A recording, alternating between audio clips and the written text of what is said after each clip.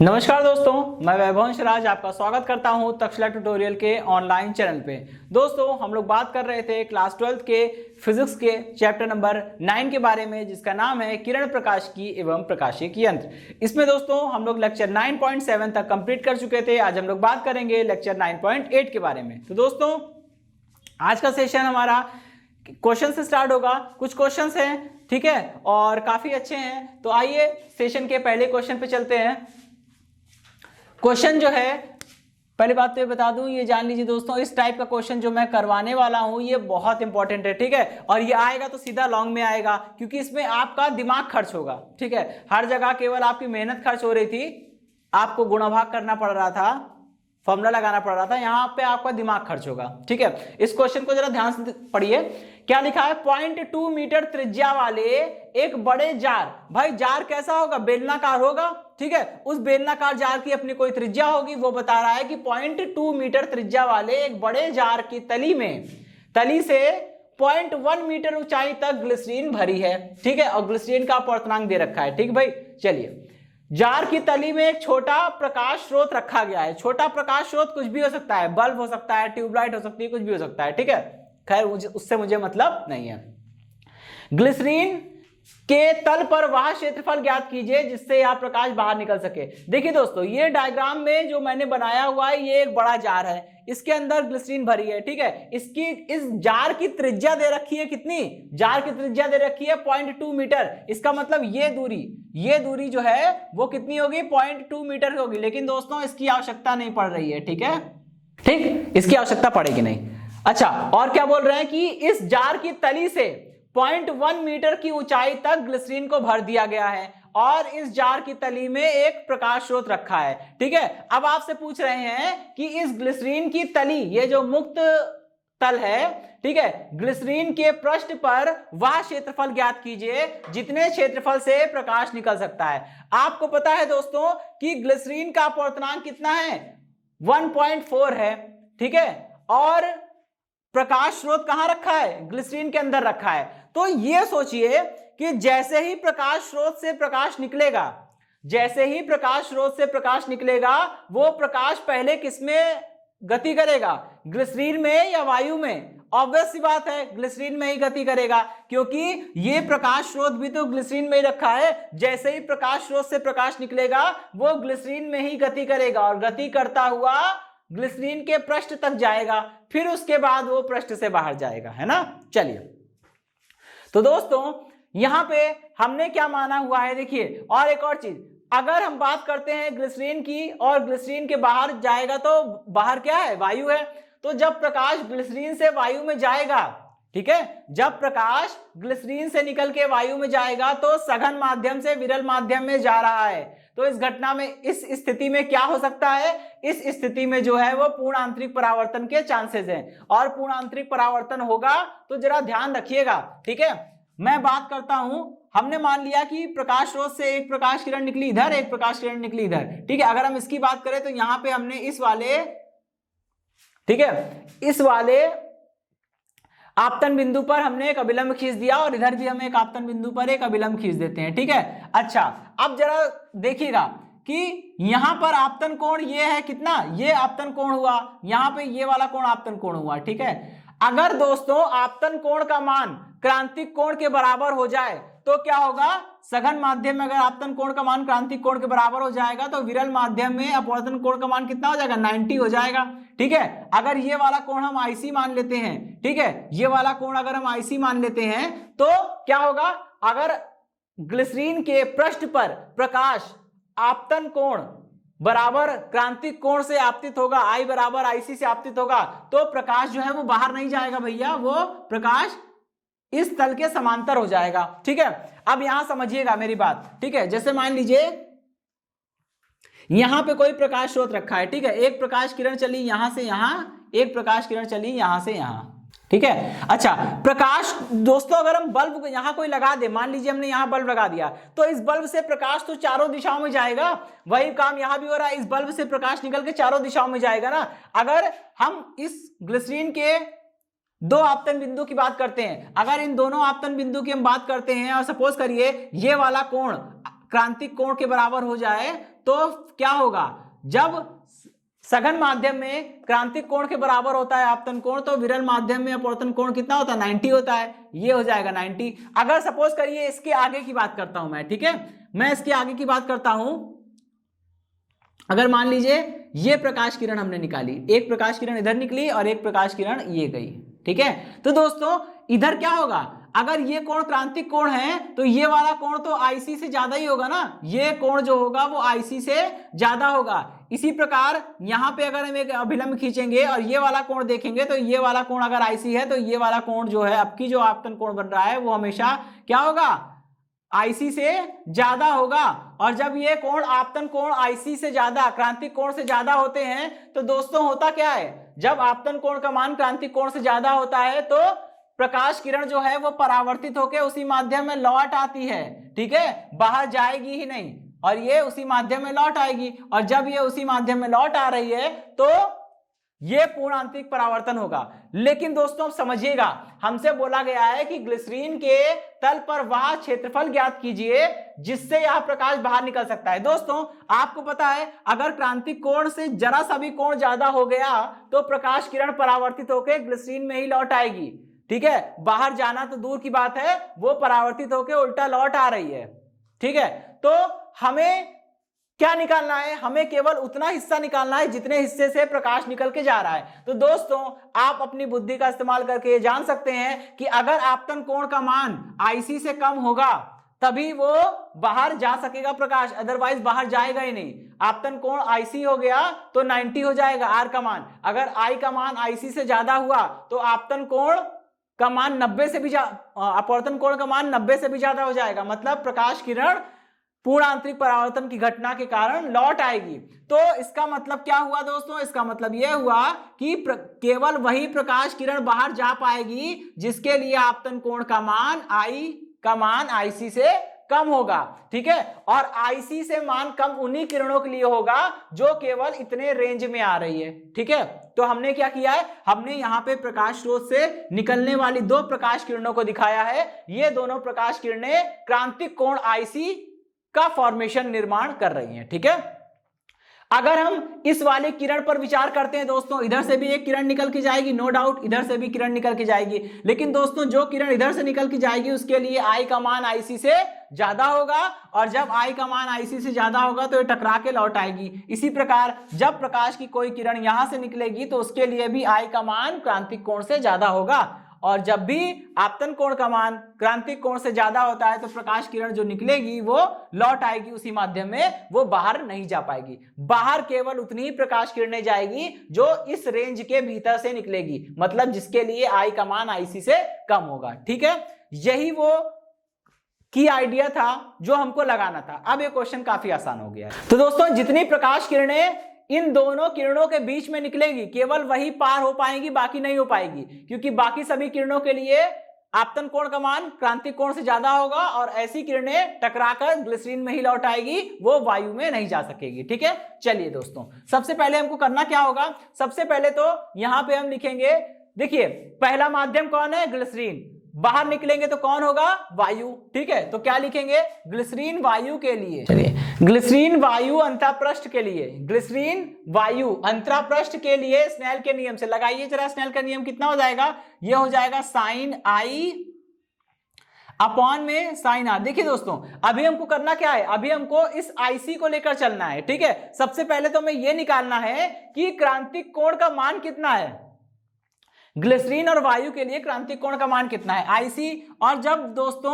आपतन कोण का मान क्रांतिक कोण के बराबर होता है तो आर बराबर 90 होता है। खैर वो कंडीशन अभी हम लोग रखेंगे, पहले स्नेल का नियम लिख देते हैं, N2 अपॉन N1, ठीक है। दोस्तों यहाँ पे N2 अपॉन N1, हम लोग N2 अपॉन N1 नहीं लिखेंगे दोस्तों, क्या लिखेंगे, यहाँ पे हम लोग लिखेंगे वायु और ग्लिसरीन को लेके चलेंगे, ठीक है। N2 का मतलब क्या होता है, दूसरा माध्यम, दूसरा माध्यम कौन सा है दोस्तों, वायु है, तो Ng हो गया, ठीक है, सॉरी Na हो गया। और पहला माध्यम कौन सा है, पहला माध्यम है ग्लिसरीन, Mg हो गया, क्योंकि प्रकाश किरण जिस माध्यम से निकल रही है वो पहला माध्यम, जिस माध्यम में जा रही है वो दूसरा माध्यम।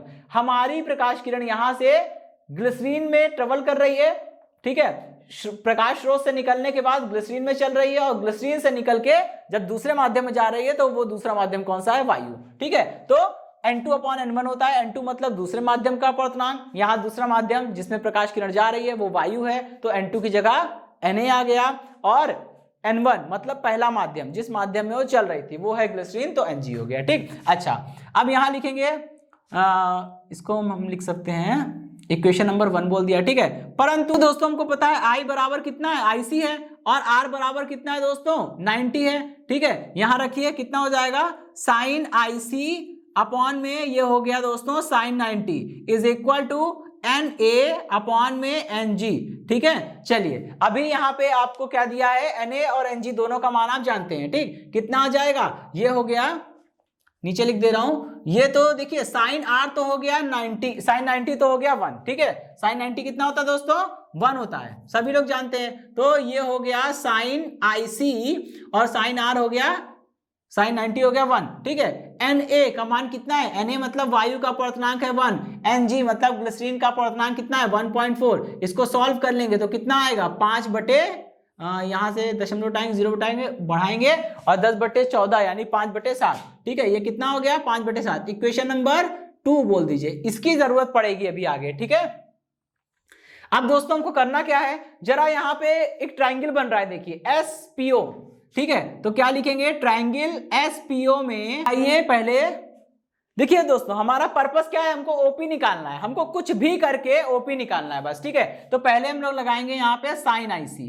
ठीक है, लगाइए जरा, साइन IC कितना मिलेगा, sine IC is equal to होगा लंब बटे कर्ण होता है ना, तो कोण के सामने वाली भुजा लंब यानी कि OP अपॉन में कर्ण, कर्ण कितना है SP, तो कर्ण हो गया SP। ठीक है, अच्छा इस इक्वेशन को अभी यहीं पे स्टॉप कर दे रहे हैं, इक्वेशन नंबर 3। ठीक है, क्योंकि ना तो हमें OP पता है ना तो हमें SP पता है। ठीक, चलिए अब हम क्या लगाएंगे इसमें, कॉस लगाइए, कॉस IC। दोस्तों कॉस बराबर क्या होता है, आधार बटे कर्ण। आधार कितना है दोस्तों, आधार हो गया SO। ठीक है, क्योंकि कोण के सामने वाली भुजा लंब, सबसे बड़ी भुजा कर्ण, जो बचेगी वो आधार। आधार कौन सी है, SO, तो आधार बटे कर्ण यानी कि SO बटे कर्ण SP। ठीक है, अच्छा ये चीज समझ में आ गई, गुड। अब देखिए दोस्तों हमको करना क्या है। ठीक है, हमको साइन IC को हम क्या लिख सकते हैं, साइन IC को लिख सकते हैं अंडर रूट में 1 माइनस, सॉरी कॉस IC को, कॉस IC को क्या लिख सकते हैं, अंडर रूट में 1 माइनस साइन स्क्वायर IC।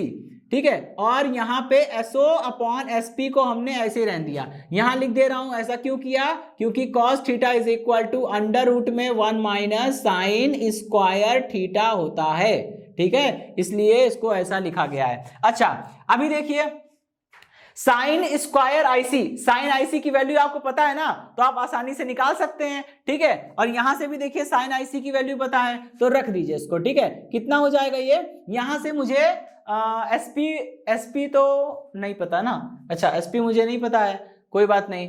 ठीक है, तो SO पता है मुझे, ये यहां से मैं SP निकाल सकता हूं। ठीक है, चलिए यहां से जरा SP की वैल्यू निकालिए, कितना आएगा, SP इज इक्वल टू ये हो जाएगा SO अपॉन में under root 1 minus sine square IC। ठीक है, चलिए इसको कैलकुलेट करना बचा है बस। SP इज इक्वल टू कितना हो जाएगा दोस्तों, SO की वैल्यू कितनी है, ये SO की वैल्यू जो है वो 0.1 मीटर है। सारी वैल्यूज MKS में है, इसका ध्यान रखिएगा। ठीक है, 0.1। अच्छा अंडर रूट में आइए।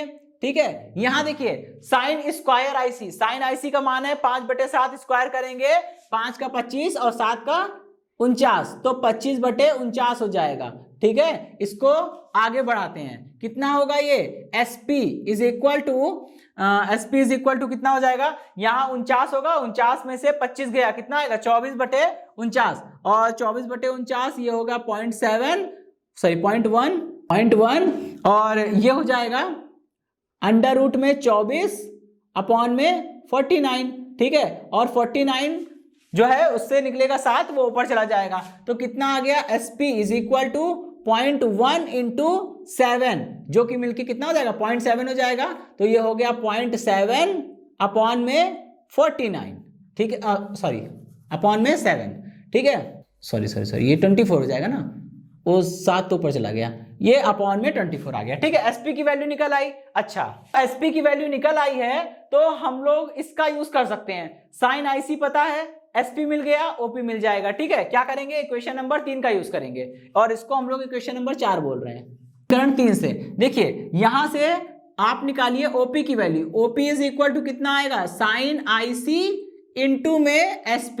साइन IC कितना है, ये निकला है 5/7, यहां पे रख दिया 5/7 मल्टीप्लाइड बाय SP की वैल्यू कितनी है 0.7 इंटू अपॉन में 24, रूट में 24, ये कैंसिल हो जाएगा और सॉल्व करने पर कितना आएगा, ये आएगा 0.5 अपॉन में √24। दोस्तों इसका वर्गमूल मत निकालिएगा क्योंकि मुझे पता है अभी देखिएगा ये सारा सॉल्व हो जाएगा। ठीक, अच्छा आपको OP पता चल गया। ठीक है, अब आप सोचिए दोस्तों 3D, अगर आपके पास एक जार है, उस जार में प्रकाश निकल रहा है तो प्रकाश तो सभी दिशाओं में निकलेगा, सभी दिशाओं में निकलेगा। और जब वो आईसी कोण बनाते हुए प्रकाश किरणें जा रही है तो प्रकाश किरणें सभी दिशाओं में आईसी कोण बनाते हुए जा रही होगी, तो एक शंकु के आकार का स्ट्रक्चर दिखाई देगा। ठीक है, प्रकाश किरण ऐसे निकलेगी और ऐसे जाएगी, ऐसे सभी दिशाओं में आगे बढ़ेगी तो एक शंकु बन जाएगा। और उस शंकु की अगर हम बात करें तो शंकु का जो ऊपर वाला पृष्ठ होता है वो कैसा होता है, एक वृत्त के आकार का होता है। इसका मतलब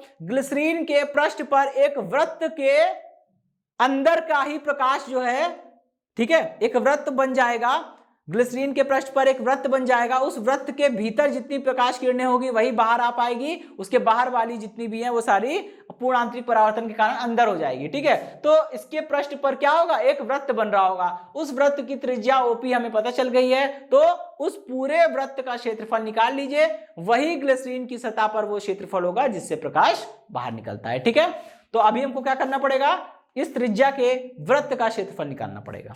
ठीक है, अतः ग्लिसरीन के तल पर वह क्षेत्रफल, ग्लिसरीन के तल पर वह क्षेत्रफल जिससे होकर प्रकाश बाहर निकल सकता है, क्या होगा, उस क्षेत्रफल का मान हम निकाल लेते हैं। वो क्षेत्रफल हमारा A हो गया, उसको हम लोग बोलेंगे, वो एक वृत्त बनेगा ना, मैं आपको बता चुका हूं, वो एक वृत्त बनेगा। और किसी भी वृत्त का क्षेत्रफल क्या होता है, पाई इंटू R²। R क्या होती है, त्रिज्या। और यहां पे वो वृत्त जिसके भीतर आने वाली प्रकाश किरणें ही ग्लिसरीन से निकल के वायु में जा पाएगी, उस वृत्त की त्रिज्या कितनी है, OP। तो यहां पे लिख देंगे OP का स्क्वायर। ठीक है, अब इसको सॉल्व कर लेते हैं। इसकी वैल्यू कितनी है 3.14 और OP की वैल्यू कितनी है वहां पे हम निकाल चुके हैं 0.5 अपॉन में √2, इसीलिए कहा था उसका √, मत निकालिए, वो स्क्वायर करेंगे, यहाँ पे हटने वाला था। ठीक है, ये हो जाएगा 3.14 और 5 का स्क्वायर करेंगे, 0.5 का स्क्वायर करेंगे 0.25 आएगा और इसका √ हट जाएगा और ये 24 हो जाएगा। ठीक है, इसको आप सॉल्व करेंगे दोस्तों तो आंसर आएगा, ठीक है, इसका आंसर आएगा 0.0327 मीटर स्क्वायर। ठीक है, तो दोस्तों ये क्वेश्चन समाप्त हुआ। ओके दोस्तों, चलिए अब हम लोग बढ़ते हैं अपने नेक्स्ट क्वेश्चन की ओर। देखिए नेक्स्ट क्वेश्चन में क्या बोल रहे हैं, प्रकाश की एक किरण जो कांच, अपवर्तनांक कितना दिया है, ANG इज इक्वल टू 3/2 में संचरण कर रही है। ठीक है, प्रकाश की कोई किरण जो है वो कांच में गति कर रही है। एक क्षैतिज कांच वायु अंतरा पृष्ठ पर क्रांतिक कोण IC पर आपतित होती है। जब वो कांच से निकल के वायु में जा रही है तो क्रांतिक कोण IC पर वो आपतित हो रही है। ठीक है, यदि कांच वायु अंतरा पृष्ठ पर जल की एक पतली सतह डाल दी जाए तो प्रकाश की यह किरण जल वायु अंतरा पृष्ठ से वायु में किस कोण पर निकलेगी। ठीक है, आपको यह बताना है दोस्तों। ठीक है, तो सबसे पहले यहाँ पे एक चीज ध्यान रखने वाली है, यहाँ पे डायग्राम बनाना बहुत जरूरी है। ठीक है, इस क्वेश्चन में हमने डायग्राम बना दिया है। सबसे पहले क्या है, पहले केवल कांच और वायु है, जल नहीं है। ठीक है, तो कांच वायु अंतरा पृष्ठ के लिए आपको अपवर्तनांक दे रखा है।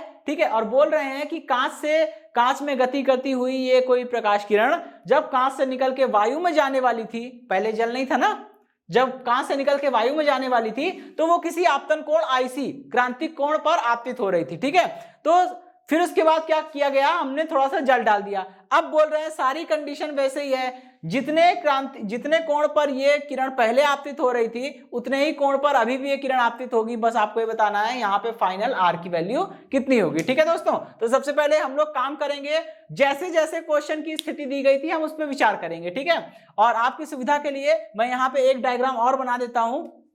चलिए दोस्तों, यहाँ पे देखिए जो हमने पहला फिगर बनाया है इसमें क्या हो रहा है, कांच में प्रकाश किरण गति कर रही थी, कांच से निकल के वायु में जा रही है। तो जब वो कांच से निकल के वायु में जाएगी तो सबसे पहले उसे कांच वायु के अंतरापृष्ठ पर आना पड़ेगा, और जब वो कांच और वायु के अंतरापृष्ठ पर आ रही है तो बोल रहे हैं कितने कोण पर, आईसी कोण पर आपतित हो रही है। ठीक है, तो सबसे पहले हम ये निकालेंगे कि इस आईसी का मान कितना है, क्योंकि हमको पता है अगर ये क्रांतिक कोण पर आपतित हो रही है तो सघन माध्यम में आपतन कोण क्रांतिक कोण है, तो विरल माध्यम में अपवर्तन कोण कितना हो जाएगा दोस्तों, 90 डिग्री। ये आपको पता है, आर का मान तो आपको यहां पता चल गया। अब मुझे इसी चीज का इस्तेमाल करना है। ठीक है, तो सबसे पहले हम बात करेंगे कांच वायु अंतरापृष्ठ के लिए। ठीक है, स्नेल के नियम से लगाइए जरा स्नेल का नियम। पहले लिखेंगे साइन आई अपॉन में साइन आर, ठीक है, इज इक्वल टू कितना होता है दोस्तों, N2 अपॉन N1 होता है। लेकिन दोस्तों यहाँ पे ध्यान रखिएगा I बराबर कितना है, IC है।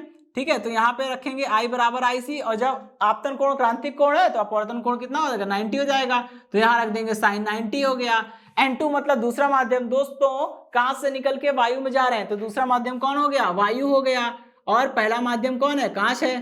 ठीक है, दूसरा माध्यम वायु है और पहला माध्यम कांच है।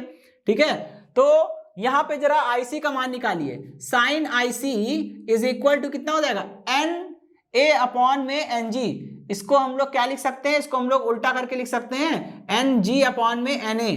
ठीक है, और N G upon N A को ही हम लोग क्या लिखते हैं, N G upon N A को ही हम लोग लिख सकते हैं 1 अपॉन ये हो गया एन ए एन जी। ठीक है, और ए एन जी का मान हमें दिया हुआ है वो रहा। ठीक है, यहां पे रख दीजिए, कितना हो जाएगा ये हो गया साइन आईसी। साइन आईसी बराबर कितना हो गया, ये यहां रख देंगे 3/2, और ये रिवर्स हो जाएगा तो कितना हो गया, ये हो जाएगा 2/3। ठीक है, ये हो जाएगा 2/3, इक्वेशन नंबर 1।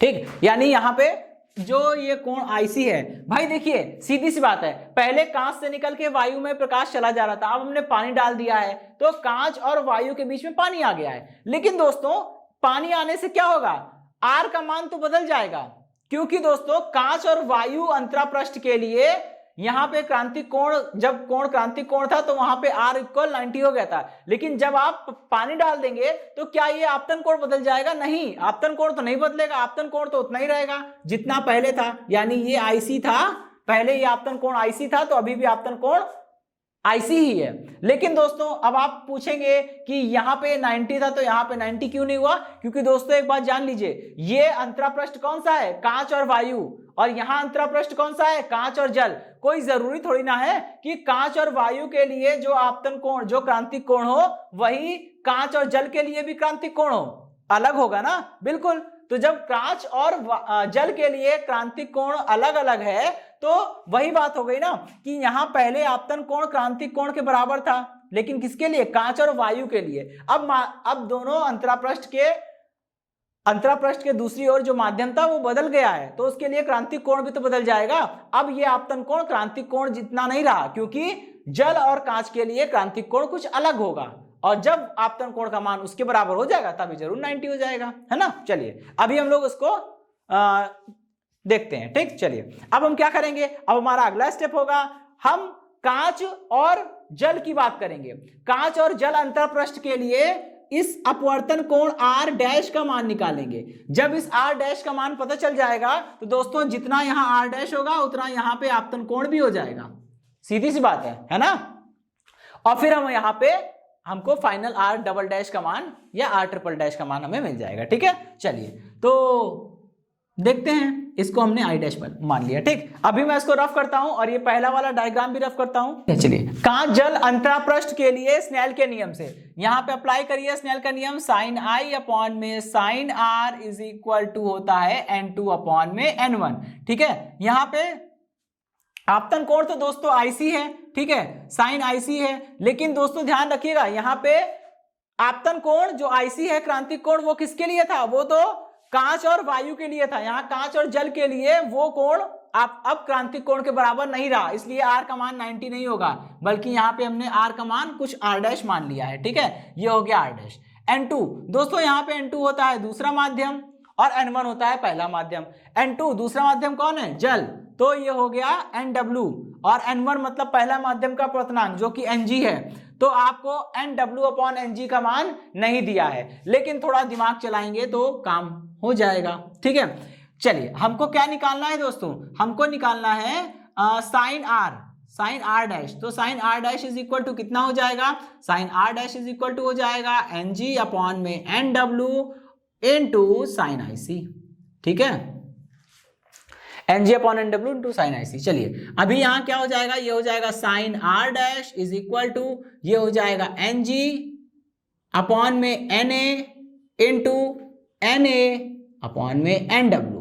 ठीक है, अच्छा, और यहाँ पे इनटू में कितना हो जाएगा? ये हो गया साइन IC। अच्छा, अभी देखिए Ng/NA का मान आपको दिया है, ये देखिए, इसका मतलब क्या? Ang का मतलब क्या होता है? Ng/NA का मान दिया है। चलिए, और इसका मान आपको दिया है? इसका मान नहीं दिया, लेकिन इसको रिवर्स कर देंगे तो मान जरूर मिल जाएगा। ठीक है, इसको मैं लिख सकता हूं sine R dash is equal to, ये हो गया Ng/NA को ऐसे ही रहने देते हैं, और इसको हम लोग लिख देंगे 1/NW/NA। ठीक है, अच्छा, यहां पे हो गया sine R dash is equal to, दोस्तों Ng/NA का मान आपको दिया है 3/2 है। ठीक है, ओके, और यहाँ पे NW/NA का मान कितना है? NW/NA का मतलब ANW ही है। ठीक है, ओके, इसका मान है 4/3, लेकिन अपॉन में रखेंगे 4/3 तो यहाँ पे रखेंगे 4/3, ये रिवर्स हो जाएगा, 3 ऊपर चला जाएगा, 4 नीचे आ जाएगा, तो ये हो गया।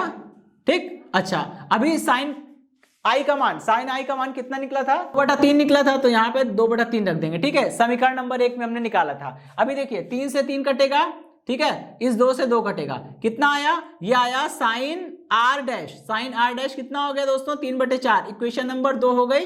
ठीक है, अब देखिए दोस्तों कि कांच और जल अंतरापृष्ठ के लिए जो अपवर्तन कोण है वही वायु जल के लिए आपतन कोण है। ठीक है, तो आप क्या करेंगे? वायु और जल के लिए आपतन कोण का मान आई डैश जो है वो आर डैश के बराबर है, वो हमें पता है। अब आर डैश निकाल लीजिए, इजी है।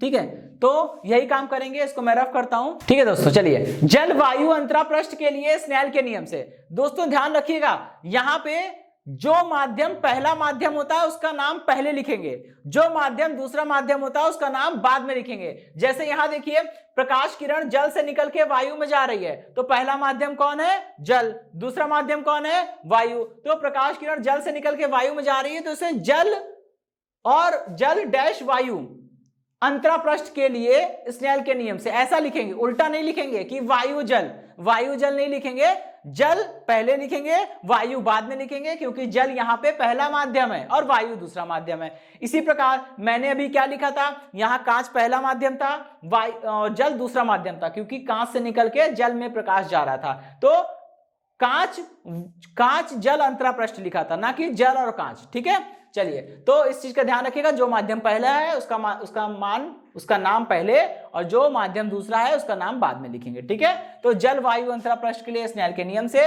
अप्लाई कर दीजिए। यहां पे देखिए दोस्तों, यहां पे जो स्नेल का नियम है, आपतन कोण वो कितना है? आर डैश हो गया है। आपतन कोण तो दोस्तों आर डैश हो गया है, और यहाँ जो अपवर्तन कोण है उसको हम आर डबल डैश मान ले रहे हैं। ठीक है, तो आर डैश अपॉन में साइन आर डबल डैश, ठीक है, इज इक्वल टू दूसरा माध्यम अपॉन पहला माध्यम। दूसरा माध्यम का अपवर्तनांक, दूसरा माध्यम तो भाई वायु है, और पहला माध्यम क्या है? जल है।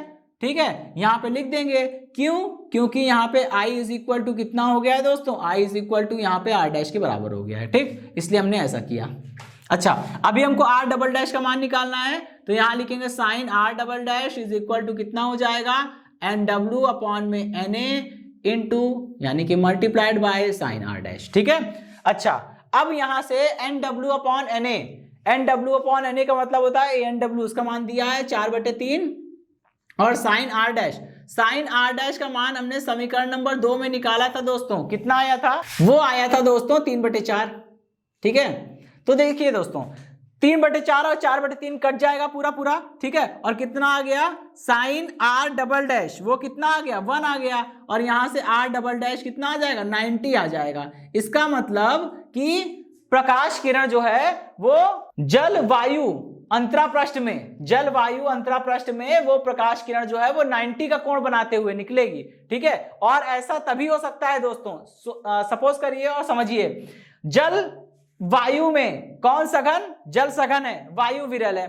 प्रकाश किरण जा किधर से किधर रही है, जल से निकल के वायु में जा रही है, मतलब सारी कंडीशन तो पूर्णांतरिक परावर्तन वाली हो रही भाई। देखिए जल से निकल के वायु में जा रही है, जल सघन माध्यम है, वायु विरल माध्यम है, इसका मतलब प्रकाश किरण सघन से विरल में जा रही है। और सघन से विरल में जा रही है, लेकिन विरल में अपवर्तन कोण 90 हो गया है, इसका मतलब सघन माध्यम में जो आपतन कोण है वो क्रांतिक कोण के बराबर होगा, ठीक है। इसका एक मतलब ये भी निकल आया कि जल वायु अंतरापृष्ठ के लिए जो आपतन कोण मिला था हमें, वो जल वायु अंतरापृष्ठ का क्रांतिक कोण है, क्योंकि अगर ऐसा ना होता तो यहां अपवर्तन कोण कभी भी 90 ना मिलता, ठीक है दोस्तों।